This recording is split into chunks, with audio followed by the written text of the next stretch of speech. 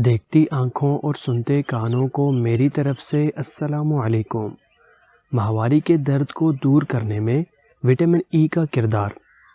یہ جسم کو صحت مند چکنائی میں گھل جانے والا وٹامن ہے جو کولیسٹرول کو متوازن کر کے صحت مند جلد اور بالوں کو فروغ دینے، بینائی کو بہتر بنانے اور یہاں تک کہ ہارمونز کو متوازن کرنے کی طاقت کے لیے مشہور ہے۔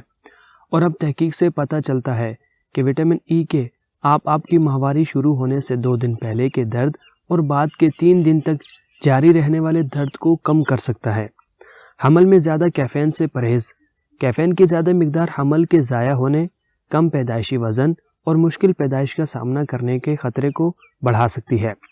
کیفین قدرتی طور پر کافی، چائے اور چاکلیٹس جیسی بہت سی کھانوں میں پائی جاتی ہے اور اسے کچھ سافٹ ڈرنکس اور انرجی ڈرنکس میں شامل کیا جاتا ہے۔ کچھ سردی اور فلو کے علاج میں کیفین بھی ہوتی ہے۔ آپ کو کیفین کو مکمل طور پر ختم کرنے کی ضرورت نہیں ہے، لیکن ایک دن میں 200 ملی گرام سے زیادہ نہ لیں۔ انسان کو اپنی شخصیت کے نکھار کے لیے اپنے جسم کو اسمارٹ رکھنا بہت ضروری ہے۔ اس کے لیے آپ کچھ ایسے اقدامات کر سکتے ہیں جس سے مزید خوبصورت نظر آئیں۔ وزن میں کمی کے لیے کشمش کیسے کھائیں؟ وزن میں کمی کے لیے کشمش استعمال کرنے کا بہترین طریقہ یہ ہے کہ انہیں رات بھر پانی میں بھگو دیا جائے اور اگلی صبح ان کا استعمال کیا جائے۔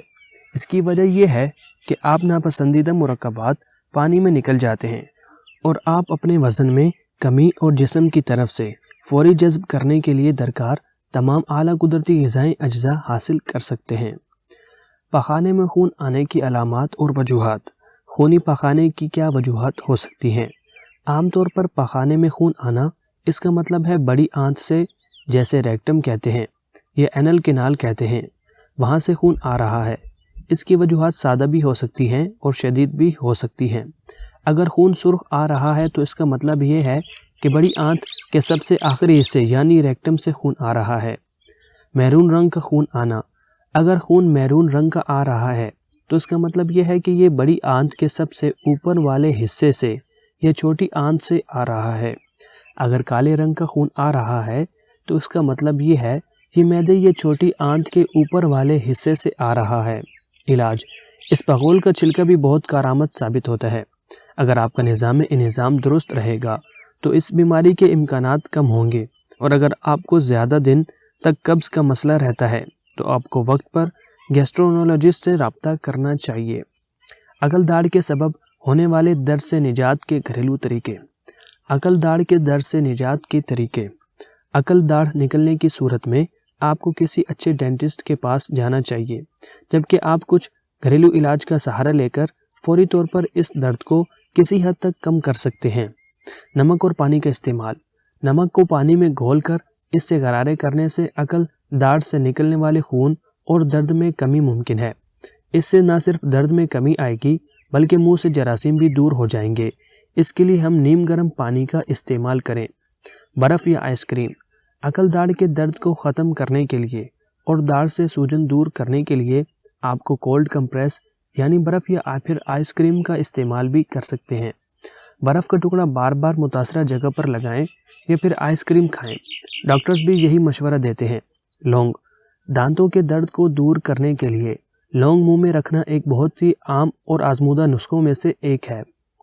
لونگ کو صدیوں سے دانتوں کا درد دور کرنے کے لیے استعمال کیا جا رہا ہے۔ اگر آپ فوری درد میں آرام چاہتے ہیں تو عقل داڑھ والی متاثرہ جگہ پر ایک لونگ رکھ لیں اور اس کا عرق اچھی طرح دانتوں میں جانے دیں، یا پھر لونگ کا تیل روئی کی مدد سے عقل داڑھ پر لگا لیں۔ ایسا کرنے سے بھی درد میں آرام آئے گا۔ لہسن۔ عقل داڑھ میں ہونے والے درد کی وجہ سے داڑھ میں سوجن اور انفیکشن ہوتا ہے۔ ایسے میں اگر اینٹی انفلامنٹری اور اینٹی انفیکشن خصوصیات سے بھرپور لہسن کو چبا لیا جائے تو اس سے درد میں کمی آئے گی، یا پھر پیسا ہوا لہسن بھی عقل داڑھ کی جگہ پر رکھنے سے بھی آرام مل سکتا ہے۔ کنگھی کرنے کی 4 غلطیاں جو بالوں کے گرنے کا سبب بنتی ہیں۔ آپ اپنے بالوں کو کس طرح سے غلط برش کر رہے ہیں؟ بال گیلے ہونے پر برش کرنے سے گریز کریں، اس سے خوف سے کہ اس سے بال ٹوٹ جائیں گے۔ بہت سخت برش کرنا۔ کھوپڑی سے نیچے کی طرف برش کرنا۔ پرانے اور گھسے ہوئے ہیئر برش کا استعمال۔ بالوں کا برش استعمال کرنا جو خاص طور پر ڈینگلنگ کے لیے ہے۔ ہیئر برش کا شیئر کرنا۔ بڑی گرہیں نکالنا۔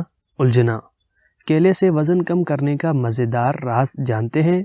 वज़न कम करने के लिए आपको दिन में कितने केले खाने चाहिए? आमतौर पर यह मशवरा दिया जाता है कि लोग अपनी रोज़ाना की खुराक में फलों की 2 या इससे ज़्यादा सर्विंगें शामिल करें। आप वज़न कम करने के मुतवाज़िन मामूल में हर रोज़ एक दरमियाने साइज़ का केला शामिल कर सकते हैं। बिलाशुबा केले दूसरे फलों का बेहतरीन मुतबादिल हैं।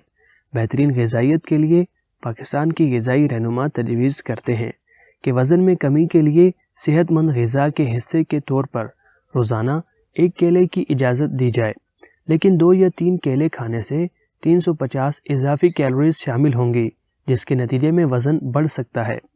पपीते के फ़वाइद। माहवारी जल्दी लाने के लिए आसान कुदरती तरीका।